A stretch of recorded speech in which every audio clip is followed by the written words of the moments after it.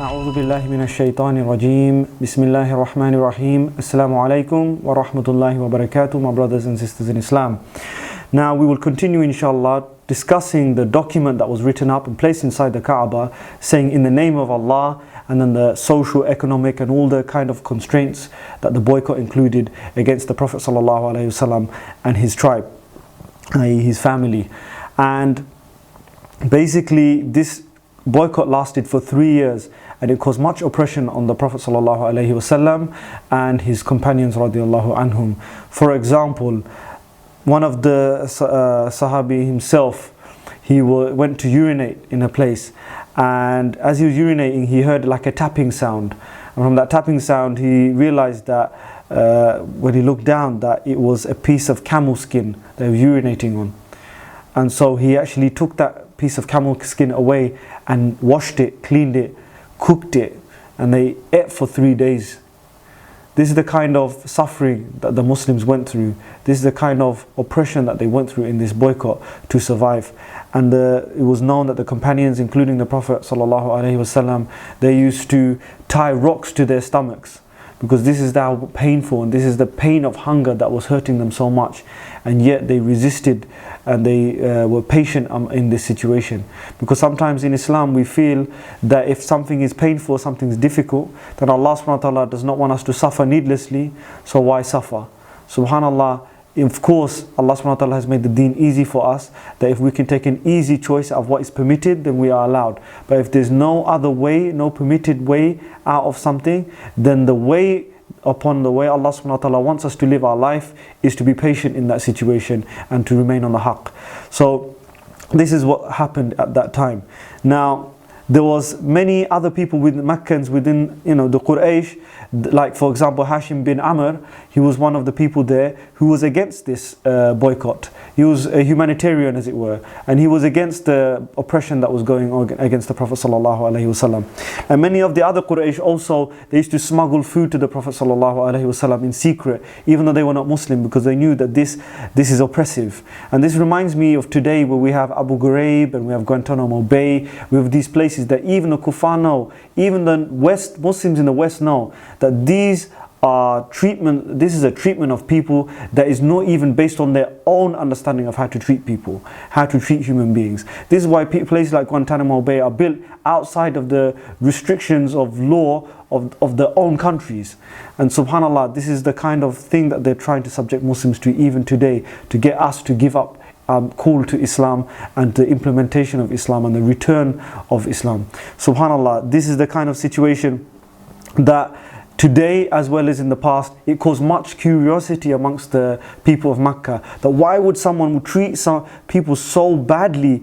Why would the people of power treat the Prophet and his followers so badly with this new religion that he is carrying, unless there was something maybe true about it, and that anyone would resort to violence in an intellectual debate would mean that that person has lost.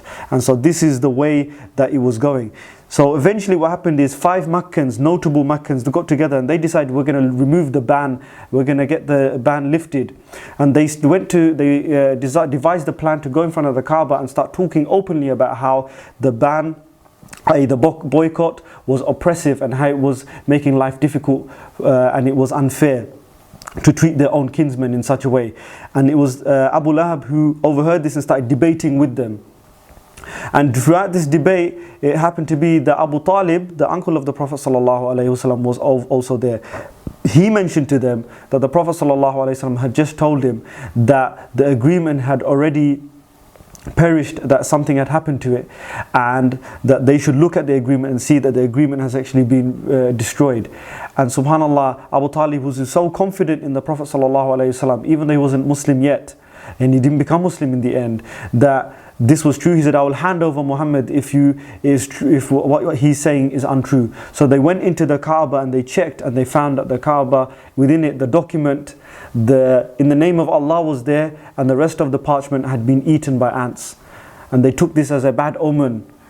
they took this as a warning that actually this was something unjust, and this created the public opinion to remove that. It's important to note before we move into the year of Am al-Huzn, the year of sorrow, that even if there are non-Muslims sometimes who are very humanitarian and want to help us, the Prophet ﷺ did not say, because Amnesty International or humanitarian aid or someone has helped me, therefore now I'm going to become one of the mushriks. A'udhu billah. He's not saying that I'm going to now go and join them in their cause because they have helped me in some way. The Prophet ﷺ was still firm on the truth, whilst at the same time accepting that these people wanted to help the Prophet ﷺ because they saw how unjust this was.